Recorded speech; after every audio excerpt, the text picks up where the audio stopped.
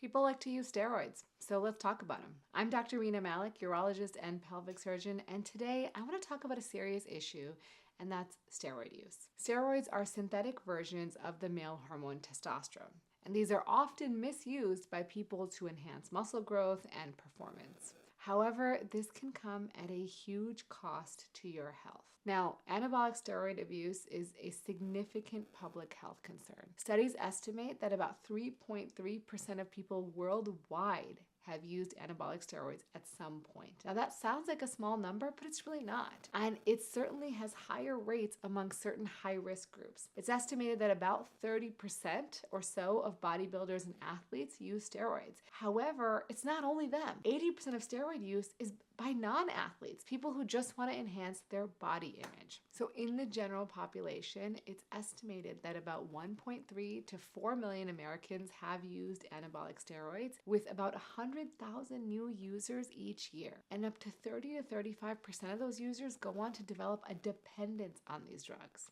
And even scarier than that is that a lot of times anabolic steroids are obtained through really unregulated sources. 71% get them from somewhere on the internet, 24% from gym dealers, and 19% from foreign mail order pharmacies, and only 11% through prescriptions. Now the scary part is because there's no regulation, you don't know what's actually going in those substances that they're either eating or injecting themselves with. And even more so, many users will stack multiple steroids on top of them or sort of pyramid their use. And so they're using tons of unregulated substances, which all come at a cost. Now, anabolic steroids work because they're absorbed into the bloodstream after either injection or oral ingestion. They then travel to the target tissues where they can bind to androgen receptors and they can cause changes in gene expression. In terms of muscle growth, they bind to those receptors in the muscle themselves, which then stimulates protein synthesis and muscle growth as well as strength gains ultimately. Now, this allows people to gain muscle significantly faster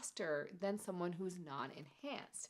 And that can be a very strong pull for some people. So there's not a lot of data on use of anabolic steroids. One, because it's very difficult to get people to enroll in these studies and admit that they're using illegal substances.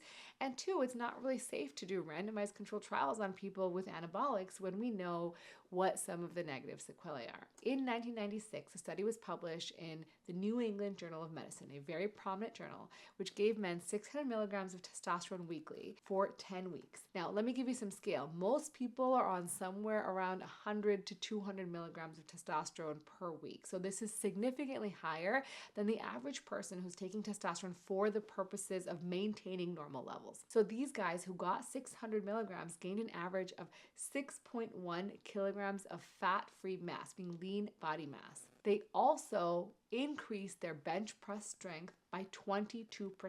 Another study in 1999 found that 100 milligrams of nandrolone weekly for 6 months gained an average of 4.5 kilograms of lean body mass. Now, these are some really big gains in a very short period of time. However, these uses of these high doses of anabolic steroids over long periods of time can have serious consequences to many body organ systems. In fact, the risk of heart attack in anabolic steroid users is 15 times higher than the average person, and premature death is 122 times more likely in someone using anabolic steroids. And in autopsy studies where they look at people who had steroid abuse related deaths, they found lots of various patterns of heart damage as well as scarring in the heart and enlargement of the heart chambers, which is likely causing these premature deaths. Now let's talk about how steroids can affect the multiple organ systems in your body. Let's start with the most important, the heart and the cardiovascular system. So anabolic steroids can cause heart problems because they lead to enlargement of muscles.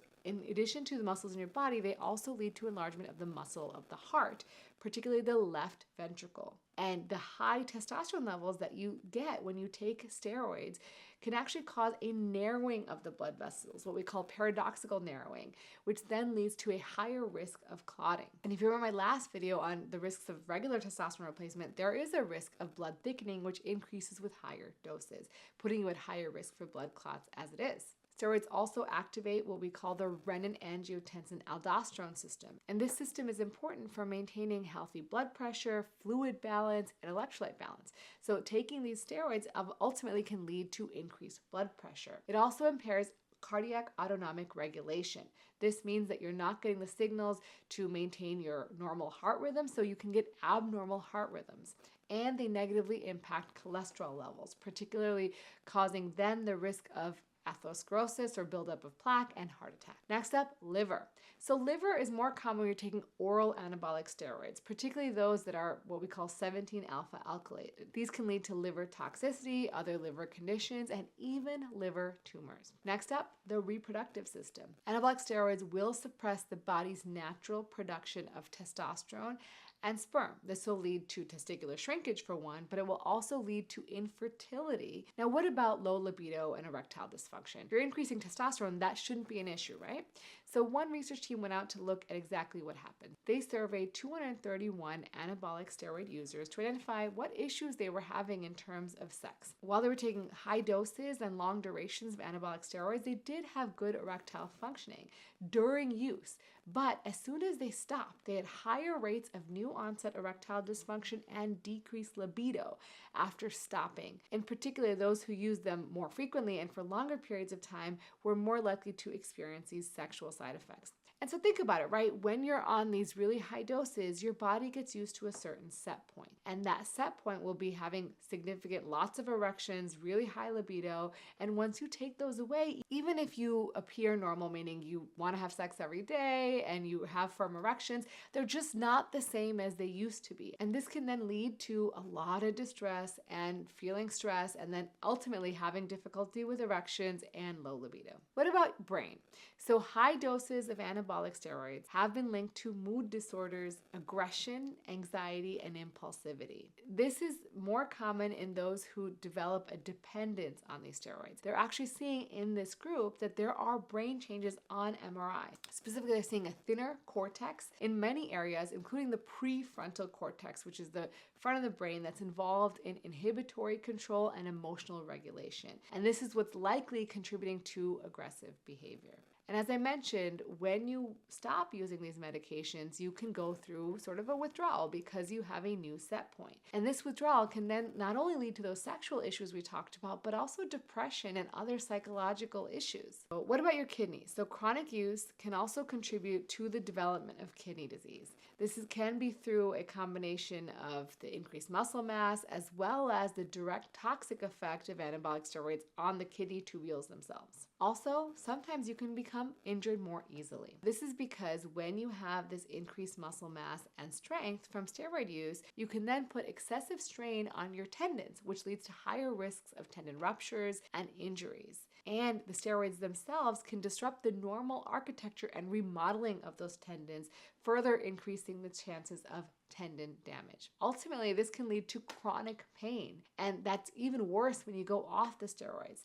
That can then become sort of a slippery slope where you're now using pain medications or abusing those pain medications as well as using anabolic steroids. Because while you're on those anabolic steroids, you can push yourself so much further, you can get something serious called rhabdomyolysis. This is a condition where those damaged muscle fibers release their contents into the bloodstream, causing kidney failure and even send you to the hospital. And just like taking regular testosterone replacements, people can experience acne and hair loss. Interestingly, sometimes you may be at higher risk of infections because steroids can cause an immunosuppressive effect, and you may end up sharing needles with other people, then putting yourself at higher risk for blood-related infections. And lastly, there are real financial consequences to maintaining that steroid use. If you're using it over years and years and years, it can become very costly, and people can start doing all sorts of things to be able to maintain that steroid use. I made this video because I can understand why people end up starting using steroids. It can be very attractive to people who want to optimize their body image. And very often now, more and more, we're seeing even young men,